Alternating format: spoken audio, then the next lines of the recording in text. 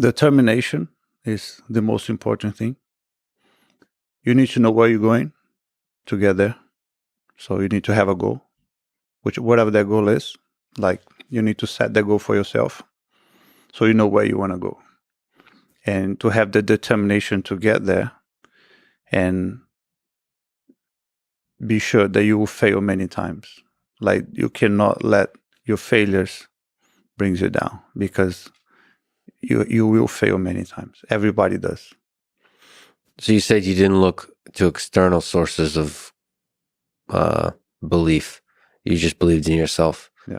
Is there something to that where you have to try to like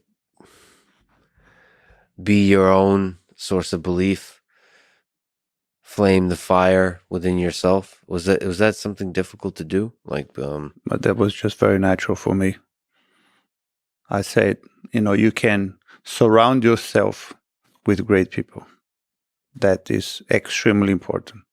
Don't surround yourself with failures, because they're not going to push you to, they don't know what it is, how to get there. I mean, everybody knows, but it's when you surround yourself with winners, you will know what it took them to get there. Use them as an example.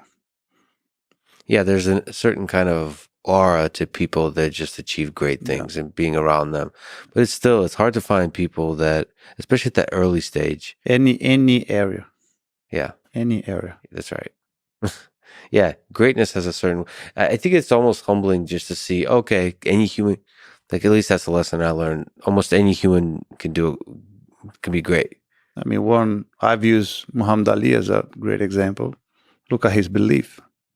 Look at how much he believed himself before he was Muhammad Ali.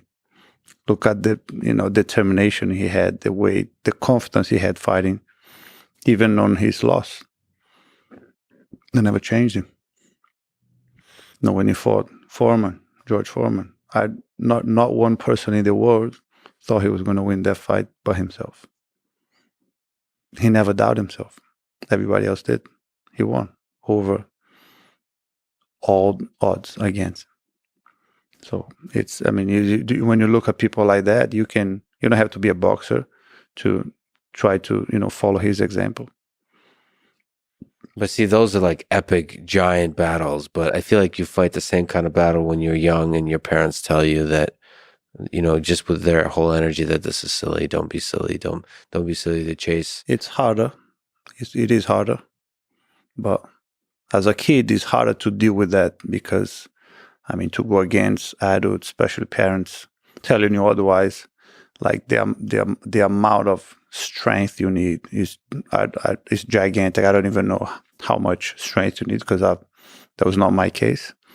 So I can understand what you have to go through with the force of your parents telling you, otherwise. But it's how much you want. It will dictate how far you're going to go, where you're going to go. So it's, if you can break through that, you get nowhere. It's that simple. And actually, one of the really nice things the internet does that I would give advice to young people is, like, you can find, even if your parents are not a source of that, your teachers, your community, you can find people on the internet that will believe in you. Yeah. It's kind of cool. It's kind of cool how the internet opens the possibility of like a community of like 10, 11-year-olds like building shit. I see this all the time. Engineering, they're fueled by belief. They want to be like, they want to create the next $1 trillion company, right? There's that fire in their eyes, and not for the money, obviously, but to do something really impactful. And I think that fire is extinguished often by teachers and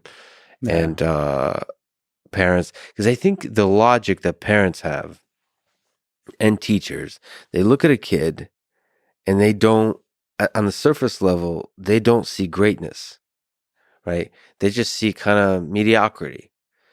And so to them, it's like, no, right, the world is more complicated than that. In order to get great, you have to, like they somehow kind of always try to be reasonable with you, and in so doing, extinguish the flame. It's weird. I think most people are afraid to even try. So you can call them cowards for not trying. because you are a coward for not trying, not putting yourself at risk, right? So I would say a big part of society are cowards for never trying, never pursuing what they really want. There is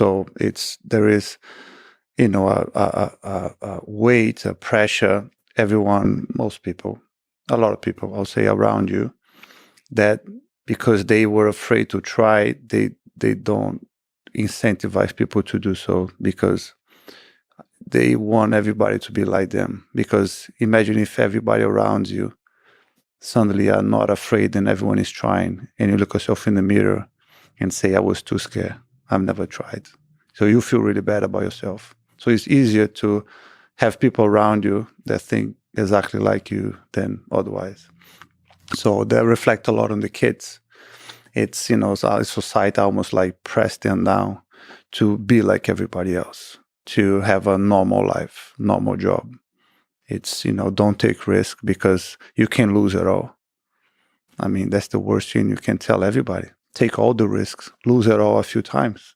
That's how you're going to build things. Especially when you're young. Yes. You can recover much exactly. Quicker. What's the point of not trying? You should try. And you will lose everything. Doesn't matter. What it matters to lose at everything? It does matter. It will teach you resilience. Try harder, go after. It's don't live a normal life because otherwise what we're here for. Yeah, take big risks. Take a lot of them. Fail. Fail 1,000 Never times until you succeed, and then you'll be the most proud of yourself. Like then it'll be priceless. Then we'll change the world. It is true that most people are not necessarily cowards, but have cowardice in them. It's most people are just afraid to try it, And a lot of it comes from a place of love because, if you try and you fail, you get hurt. And it hurts. I mean, it's not a pleasant thing to fail. I mean, you feel terrible to think, when I lost any tournament was a good thing. When I was getting beat up at the gym over and over again was a good thing. When I was getting there and getting smashed by all the good guys, I think I liked it. Well, I hate it. But it's my resilience that, make me carry on until I succeed. I think I like to get tapped. Well, I'm the most competitive, one of the most competitive persons I hate to lose. But I accept. I mean, I just need to get better. Every single time I lost in the championship, I hate it. I've never screamed. No one never saw me screaming, shouting that, I got robbed. I should have won. The referee, screwed me over. I mean, it's okay. It happened. Shit happens. I need to get better because I don't want to be in that position ever again. So when I fight, if I'm better, if I tapped him, there's no question. I don't need to wait for the referee to decide that was points or no points. If, his interpretation, that made me better because I was even more determined to be better. In my mind, I have to tap everybody else. Winning is not enough. It's just objectively speaking, what you learn the most from is really wanting to succeed and then failing. And doing that often. That's the reality from a parent, from a teacher perspective, from anybody, from people you love. If they really want to do something, help them do that thing. If you think they're going to fail, good. Help them do that faster so they fail faster. Of course. And they're going to learn. The only way to succeed is failing. There is no other way. That's what people have to understand. Yeah. Without failing, there is no success. Since you've gotten a little softer, a little more emotionally open, what's the role of love in the human condition, Hadra Gracie? Probably the most important thing. That's the basic of everything, right? Love brings the best of us. If we had more love and compassion from the other person, I think we'll be a more evolved species. The world will be a much better place than it is now. Did friends, family help you along the way? Yeah, a lot. I always had a lot of love and help from Many people, that's why I succeed. I never got here by myself. I had a lot of people who loved me, believed in me, and helped me get to be here today.